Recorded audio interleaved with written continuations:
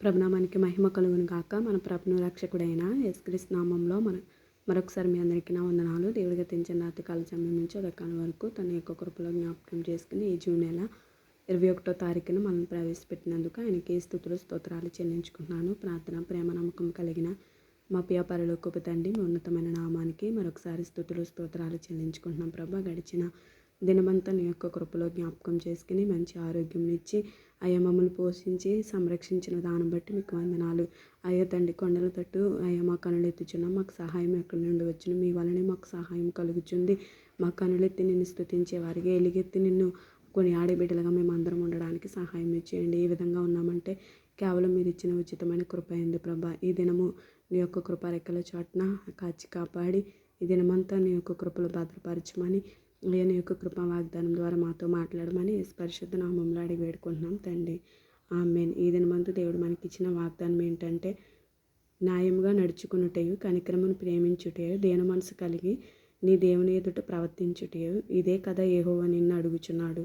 మీకా గ్రంథము 6వ అధ్యాయం 8వ వచనం. ఇక్కడ దేవుని యొక్క లేఖనము ఇశ్రాయేలు ప్రజలకు సెలవిస్తున్నారు. నేను మిమ్మల్ని అడుగుచున్నది ఏంటంటే, మీ నుండి నేను ఆశిస్తుంది ఏంటంటే, న్యాయంగా నడుచుకున్నట్టు, కనికరమును ప్రేమించుటయు, దీన మనసు కలిగి దేవుని ఎదుట మనం ప్రవర్తించాలంట. ఇదే దేవుడు మనల్ని అడుగుచున్నాననేసి దేవుని యొక్క లేఖనం సెలవిస్తున్నారు. కాబట్టి దేవుడు అడిగినది మనం చేసేవారిగా ఉంటున్నామా? దేవుడైతే మనం అడిగినవన్నిటినీ చేయాలి. లేకపోతే మనము దేవుణ్ణి ప్రేమించేవారిగా ఉండం, లేకపోతే విడిచిపెట్టేస్తాం, లేకపోతే ప్రార్థన చేయం, వాక్యం చదవం, దేవుడిని నేను అడిగినవి ఇవ్వలేదనేసి మనం ఎంతగానో బాధపడుతూ దుఃఖిస్తూ నాకు దేవుడు ఏమీ చేయలేదని మనం ఎంతో బాధపడుతూ ఉంటాం. కానీ ఇక్కడ దేవుని లేఖనం సెలవిస్తుంది, ఎప్పుడు దేవుడు మనకి అడిగిన వాటన్నిటిని ఊహించి వాటన్నిటికంటే అత్యధికంగా దేవుడు మనకి అనుగ్రహిస్తూనే ఉన్నారు. ఎప్పుడు దేవుడు మనం అడిగిందే మనకి కాదనకుండా లేదనకుండా ఆలస్యం అయినప్పటికీ దేవుడు మన పట్ల ఎన్నో కార్యాలు చేసి ఉన్నారు. వాటిని మనం జ్ఞాపకం చేసుకోవాలి. కాబట్టి ఇక్కడ దేవుడు కూడా అడుగుతున్నారు,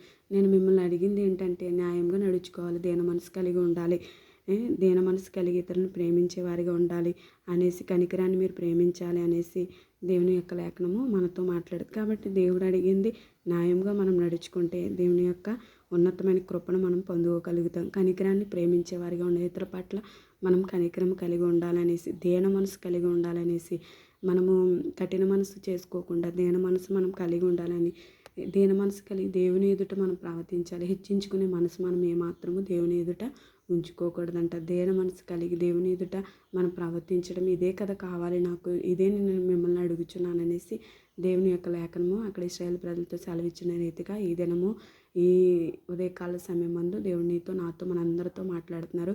మనం న్యాయంగా నడుచుకుంటున్నామా? ఈ లోకంలో న్యాయాన్ని ప్రేమించే వారిగా ఉంటున్నామా? కనికరాన్ని ప్రేమించే వారిగా ఉంటున్నామా?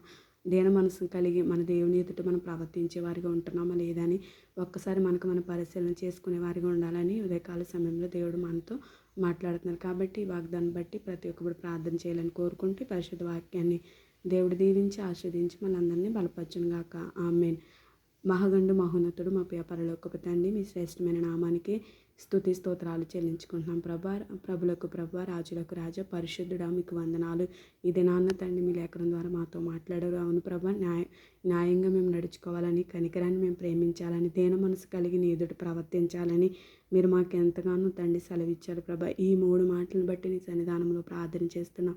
న్యాయంగా నడుచుకోవడానికి, కనికరాన్ని ప్రేమించడానికి, దీన మనసు కలిగి నీ ఎదుట ప్రవర్తించడానికి మాకు సహాయం చేయండి ప్రభా.